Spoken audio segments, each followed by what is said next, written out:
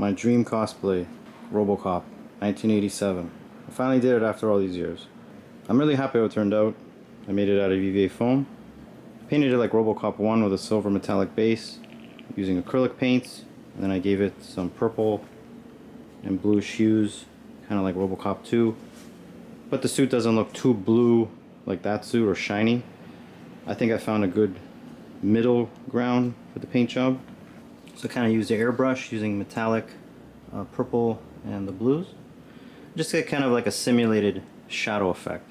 Looks like it's color changing. I had to make this for Fan Expo in Toronto, so I had 3 weeks and a few days. And I said, you know what? I'm finally gonna be RoboCop. Haven't been cosplaying in a long time. Haven't been to a con in like forever.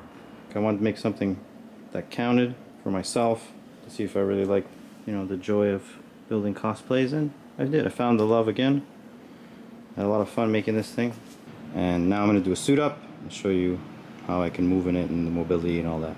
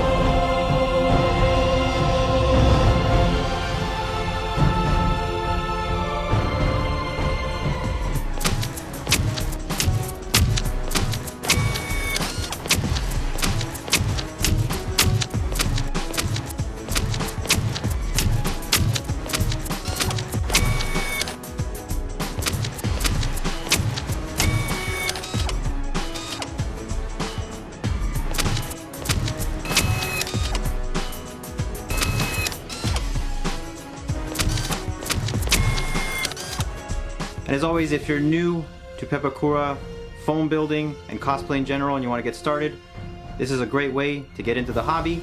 I have an in-depth video on my channel and learn all the techniques. You can build a sample project, and then you can apply all those techniques you learned on a sample project on any foam Pepakura file you come across, and it should be no problem. So this is Stealth from Heroes Workshop, and I'll see you guys soon with another video.